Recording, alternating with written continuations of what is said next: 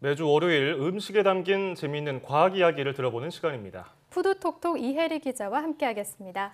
어서 오세요. 네, 안녕하세요. 자, 오늘은 왠지 뒷배경도 그렇고 고소한 냄새가 나는 것 같은데요. 네, 오늘 이 고소한 냄새의 주인공 눈치채신 것 같은데 네. 제가 스튜디오에 빵을 들고 나왔습니다. 와, 제가 이 시간을 정말 고대했거든요. 음식 네. 푸드톡톡 시간을. 네, 잠깐 보실까요? 이게 자세히 보시면 네.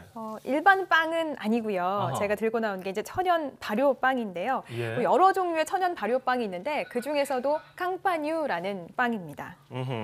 캉파뉴. 글쎄요, 저는 좀 생소하기도 하고 약간 좀 색다른 바게트 빵 같기도 하고요. 네, 맞아요. 그러니까 우리가 끼니 때마다 이제 밥을 먹듯이 유럽 네. 사람들은 이런 바게트나 깡파뉴 같은 빵을 먹는데요. 대표적인 유럽의 식사빵이라고 할 수 있습니다. 깡파뉴라고 하는군요. 네, 맞아요. 아하. 원활한 진행을 위해서 먹어보고 싶지만 냄새라도 한번 좀 맡아보시겠어요?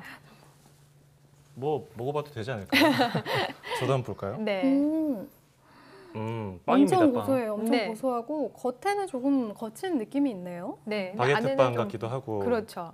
약간 촉촉한 느낌도 있어요. 안에는 네. 겉은 바삭하고. 맞아요. 이게 고소하면서 담백한 맛이 굉장히 일품인데 네. 프랑스 빅토르 비고의 레미제러블 주인공의 장발장이 훔친 빵으로 굉장히 유명합니다. 아, 이거군요. 그 빵이. 이게 그 유명한 빵이군요. 네. 그러니까 지금 이 빵이 천연 발효법으로 만들어진 빵인 거죠? 네, 맞습니다. 제가 천연 발효법으로 빵을 만드는 곳에 직접 다녀와 봤거든요. 그래서 냄새를 맡아보셨으니까 눈으로 맛을 좀 보실까요? 네, 네. 화면 보시면서 자세히 이야기 나눠보겠습니다.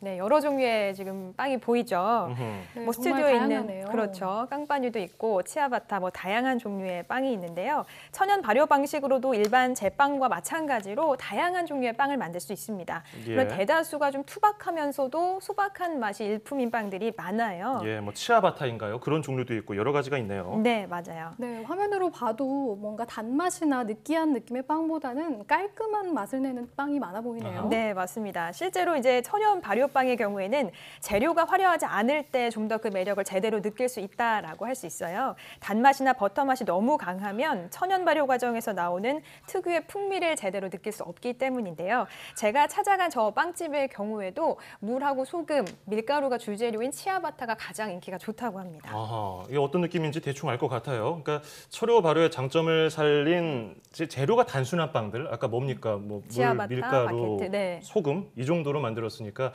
천연 발효를 하면은 다른 빵들보다 더 깊은 맛을 낸다는 건가요? 네, 맞습니다. 과연 천연 발효빵이 어떤 맛을 내는지 자세한 네. 이야기 인터뷰 함께 들어보시겠습니다. 식감이 쫀득쫀득한 느낌이 있고요. 그러니까 발효종이 사과 발효종이냐 아니면 어떤 다른 과일을 사용한 발효종이냐에 따라서 그 발효종의 풍미 같은 게 많이 느껴지는 특징이 있습니다.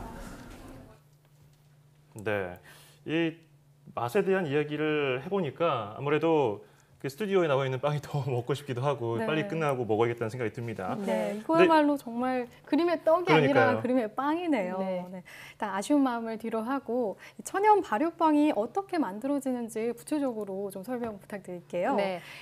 일반적으로 빵을 만들 때는 이스트가 들어가는데요. 네. 천연 발효빵 같은 경우는 과일이나 곡물을 자연적으로 발효해서 얻은 천연 발효종을 사용합니다. 제가 이 천연 발효종을 가지고 빵을 만드는 곳에 직접 다녀와 봤거든요. 화면 보시면서 자세히 이야기 나눠보겠습니다. 네, 저 보시는 화면에 나오는 저것이 바로 건포도인데요. 아하. 네, 건포도를 발효해서 천연 발효종을 만든 겁니다. 저렇게 이제 건포도와 물을 함께 넣고 밀폐된 용기에 넣어서 발효를 시키는데요. 뭐 간단해 보이긴 하지만 한 6일 정도 인내를 가지고 기다려야 합니다. 그러면은 6일 정도 인내를 가고 발효를 하는데 그럼 꼭 건포도. 건포도를 써야 되는 겁니까? 그런 건 아니에요. 예. 건포도를 쓰는 이유가 단맛이 건포도에 많기 때문에 당분이 많아서 쓰는 건데 네. 뭐 건포도 말고도 같은 이유에서 사과를 또 쓰기도 합니다. 아니 그러면 저렇게 탄생한 천연 발효종 뭐 용어 새로운 것들도 많은데 네. 이걸로 반죽을 발효하는 건가요? 네, 맞아요. 이제 건포도가 저렇게 깔끔하게 발효가 돼서 수면 예. 위에 떠오르고 곰팡이 없이 말끔하게 발효가 되면 그거를 가지고 밀가루와 섞어서 반죽을 하는데요. 음흠. 건포도 덩어리를 쓰진 않고요. 바닥에 생긴 액체를 가지고 반죽과 섞어서 만들게 됩니다. 뭐 하루와 이틀, 3일 이런 식으로 쭉 발효를 하는데 자세히 보시면 시간이 지날수록 굉장히 발효가 활발하게 일어난 걸 점점 확인할 수 부풀어 오르네요. 있습니다. 네, 맞아요. 이제 저거를 일반 반죽과 함께 섞어서 다시 사용을 합니다. 아, 그러면 저 반죽만 사용하는 게 아니네요. 네. 그럼 일반 반죽을 섞는다면 우리가 일반 반죽 사용할 때 쓰는 이스트도 함께 혹시 넣는가요? 네, 뭐 빵집마다 조금씩 다르기는 한데요. 정말 어떤 곳은 오로지 이스트만 사용을 해서 반죽을 쓰고 그걸 가지고 발효를 해서 또다시 이제 빵을 구워내는 곳이 있는가 하면 일반적으로는 이스트를 조금 섞어서 사용을 하긴 하는데요. 왜냐하면 천연 발효종만 가지고 빵을 만들게 되면 너무 또 시간이 오래 걸리기도 하고 그리고 아하. 이스트를 사용하면 조금 더 안정적으로 빵을 발효시킬 수 있기 때문에 대부분은 이제 이스트를 섞어서 사용합니다. 보통 전체 반죽의 한 1, 2% 정도의 이스트를 사용을 한다면 천연 발효종을 썼을 때는 한 0.5%, 그러니까 절반 이하로 이스트를 줄일 수 있는 거죠. 예, 뭐 빵 사 먹기만 해봤지 저렇게 만드는 과정을 직접 보니까 뭐 6일씩 발효를 해야 되고 네. 아 오래 기다렸습니다. 이제 구우면 됩니까? 네, 이제 추가 발효를 거쳐서 이제 반죽을 굽는데요. 네. 한 25분, 30분 정도를 구워서 맛있는 바게트를 만들어냅니다. 아, 화면을 보니까 점점 더 빵이 먹고 싶어지는데요. 드셔보셨죠? 네, 맞아요. 제가 사실 천연 발효종으로 만든 바게트 빵은 처음 먹어보는 거라서 기대를 많이 했는데 겉은 좀 굉장히 바삭하고 속은 좀 쫄깃쫄깃한 식감이 굉장히 인상적이었던 빵이었어요. 예. 이게 취재하면서 고생을 많이 하니까 평소에 많이 부럽다는 생각 안 했었는데 이런 음식 관련 취재할 때는 제가 좀 부러워요. 네, 맞아요. 그만큼 좀 맛있는 빵을 제가 맛을 보고 왔는데요. 네. 지금 한 일주일 정도 걸린 것 같죠? 맞아요. 바게트 빵을 전체적으로 이제 일주일 정도 걸렸어요. 보통 이스트만 가지고 빵을 만들면 4시간이면 빵을 만드는데 아. 한 뭐 그거에 비하면 훨씬 더 오랜 시간과 정성이 들어간다라고 볼 수 있어요. 네. 그렇게 오랜 시간과 정성을 들여가면서 만든다는 건 그만큼 천연 발효종 빵이 장점이 많다는 것 같은데요. 네. 어떤 특징들이 있나요? 그렇죠. 일단 오랜 시간 발효를 시키다 보니까 풍미가 좀 굉장히 깊게 나타나고요.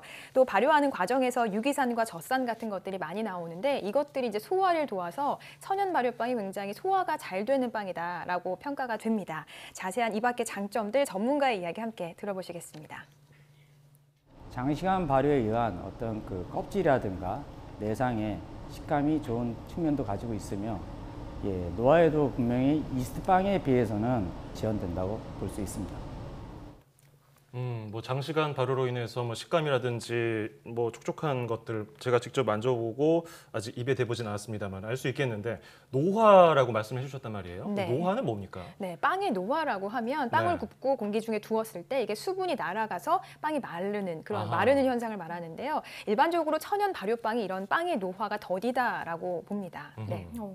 되게 다양한 장점에 대해서 이야기해 주셨는데요. 그럼 이런 궁금증이 좀 생겨요. 우리가 보통은 이스트를 많이 쓰는데 이스트가 들어간 빵은 그럼 좋지 않은 빵인가요? 이스트가 꼭 나쁘다라고 말할 수는 없어요. 다만 이제 천연 발효빵은 이스트 대신에 천연 발효종을 사용해서 오랜 시간 발효를 하는 거다 보니까 그런 과정에서 풍미라든지 이런 장점들이 있는 거고 유기산, 젖산을 통해서 소화가 잘 되는 장점을 얻어갈 수 있는 거죠. 또 풍미가 진하니까 버터나 설탕을 덜 쓸 수 있는 장점도 있습니다. 그리고 또 천연 발효종을 사용해서 그 베이커리만의 독특한 특색 있는 빵을 만들 수도 있습니다. 그러면 아까 그 이스트를 쓴 것도 어느 정도 섞어서 만들기도 한다고 하잖아요.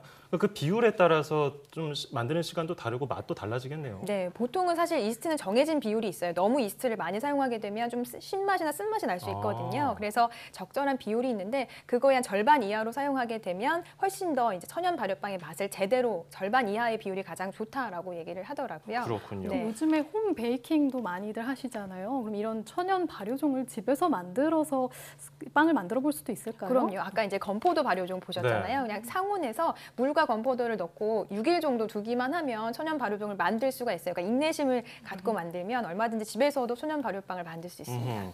수제 맥주 얼마 전에 우리가 다뤘었잖아요. 자기가 좋아하는 스타일에 따라서 개성에 맞는 맥주를 만들어내는데 빵도 역시 마찬가지인 것 같네요. 네, 맞아요. 그러니까 확실히 이 천연 발효빵이라는 것이 정성과 시간을 들이는 거는 맞는 것 같아요. 네. 네.